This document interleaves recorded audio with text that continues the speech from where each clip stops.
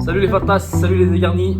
On se retrouve sur ma chaîne YouTube pour vous parler un petit peu de l'évolution de cette greffe. On s'est vu la dernière fois, ma dernière vidéo date de une semaine après la greffe. Et puis là, on est 2 semaines plus tard, donc 3 semaines après la greffe. Et voilà, je vais vous dire un petit peu comment ça évolue. Donc, premièrement, comme on le voit, hein, ça évolue pas trop mal. C'est-à-dire qu'au niveau de la repousse, ça prend forme, ça pousse petit à petit. Je vous montrerai un peu plus en détail tout à l'heure. Je vais faire une vidéo un peu plus courte parce que mes dernières vidéos sont quand même relativement longues. Donc là, c'est vraiment histoire de vous donner un petit peu de nouvelles et voir l'évolution. Alors ça se passe bien, je dors beaucoup mieux, c'est beaucoup plus confortable maintenant que je dors plus avec en position semi-assise avec ce coussin de voyage. Donc y a rien à dire à ce niveau-là. C'est beaucoup mieux. Je dirais qu'au niveau des agréments, on est plus, en tout cas en ce qui me concerne, j'ai la zone donneuse, donc celle qui est derrière la tête et au niveau de la barbe, qui me démange quand même relativement souvent.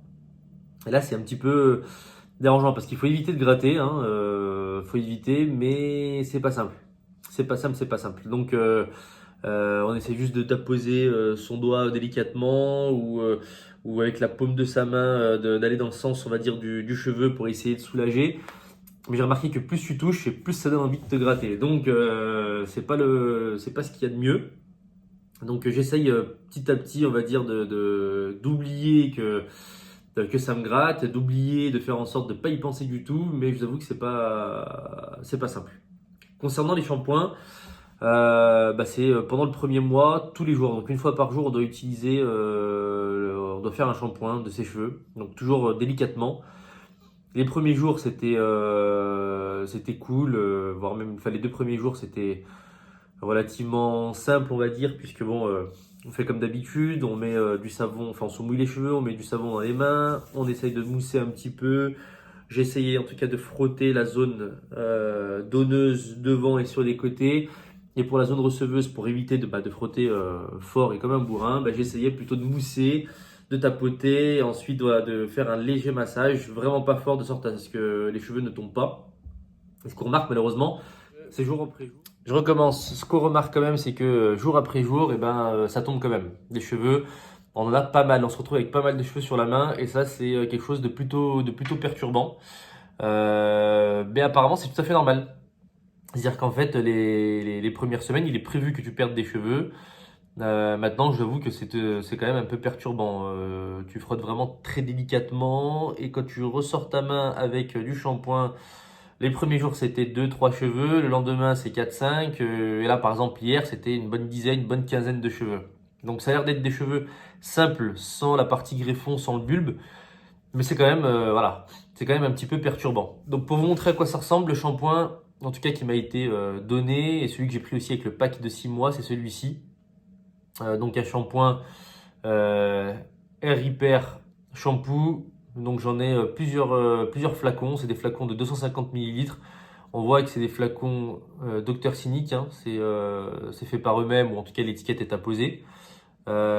Si vous voulez lire le descriptif, vous l'avez en anglais et en turc. Alors c'est très simple, hein, si vous voulez lire un petit peu ce qui se passe et en connaître un petit peu plus, savoir un petit peu plus de détails, vous téléchargez l'application Google Traduction par exemple, et vous regardez, ça va vous traduire en direct de turc à français ou d'anglais à français pour ceux qui sont un peu moins à l'aise en anglais. Et ensuite, une fois que les cheveux sont mouillés mais qu'ils sont rincés, je prends une serviette propre. Donc je sèche les cheveux délicatement sur la zone donneuse et sur la zone receveuse, je tapote légèrement et j'appuie un tout petit peu, toujours en allant dans le sens du cheveu, pour essayer voilà, de sécher. Le reste, je laisse sécher à l'air libre. Et lorsque ça me gratte, comme je vous le disais, les démangeaisons que j'ai au niveau de la zone donneuse, plutôt, donc sur l'arrière de la tête, j'utilise ce qui m'a été donné aussi, donc c'est de l'aloe vera. Donc j'avoue que ça fait quand même effet, c'est pas mal. Donc malheureusement, je suis obligé d'en mettre plusieurs fois par jour. Alors j'essaye d'en mettre 2 fois maximum par jour. Mais j'en mets dans ma main ou sur un gant et j'étale sur la zone donneuse, aussi simplement que ça. Et c'est vrai que ça calme un petit peu. J'essaie de le faire avant de dormir pour pas que ce soit trop désagréable. Alors je laisse sécher un petit peu avant de poser ma tête sur l'oreiller pour éviter d'en foutre de partout.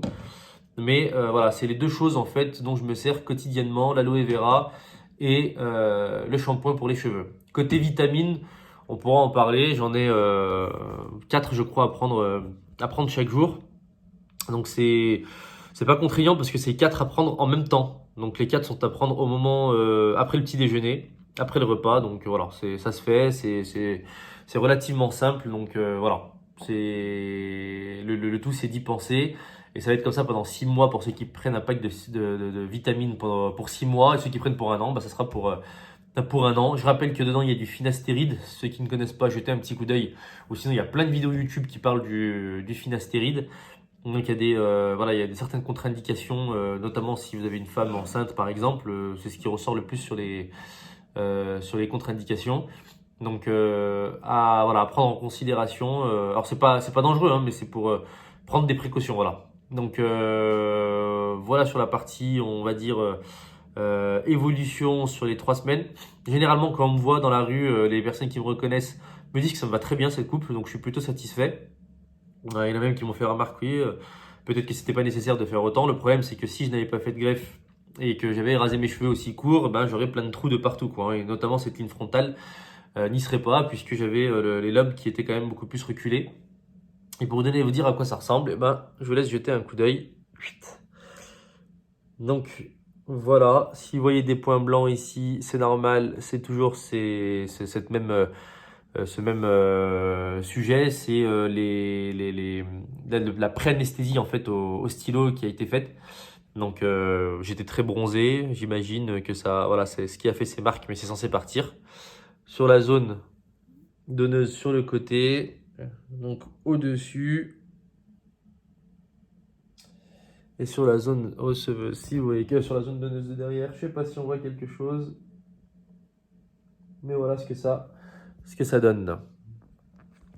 Donc voilà, j'en ai fini pour la vidéo. Si vous avez des questions à me poser, alors j'ai eu plusieurs questions qui m'ont été posées et je vous remercie pour ces questions. J'espère avoir répondu en temps et en heure. Généralement, on me demande combien de greffons. Donc je rappelle qu'au total, c'était 4550 greffons qu'on m'a injecté.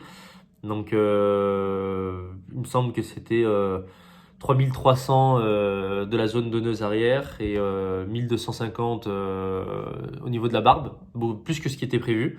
Donc au niveau de la barbe, tiens, je vais vous montrer aussi. Ça repousse la barbe par rapport au premier jour. Par contre, j'ai quelques imperfections. Donc par exemple ici, si on voit bien, je sais pas si c'est la piqûre, je sais pas si c'est une zone où on m'a pris. Normalement, on prend sous le triangle du menton. Donc alors moi cette partie-là, je m'en fiche à la limite parce que je la rase souvent. Mais je vais voir dans quelques semaines encore si ça sera vraiment homogène et si je vais retrouver une barbe comme je l'avais avant, parce que j'avais une barbe relativement longue qui était bien épaisse et qui me plaisait bien. Donc voilà, j'essaie de la peigner de temps en temps pour essayer de camoufler ces petits trous. Personne m'a fait de remarques. Ma femme non plus n'a pas l'air de le voir, donc c'est vraiment moi parce que je me connais et parce que je connais ma barbe, on va dire. Mais voilà, on verra dans les semaines à venir comment ça va pousser. Je compte aller chez le coiffeur pour raccourcir, donc je rappelle que il faut éviter pendant 6 mois de se couper les cheveux chez le coiffeur à la tondeuse, uniquement au ciseau pour la zone greffée. Et par contre, c'est, il me semble, 20 jours pour la zone donneuse. Donc là, on peut aller à la tondeuse. Donc je pense que je vais aller ce week-end pour essayer de retirer un petit peu le surplus et avoir une coupe à peu près normale.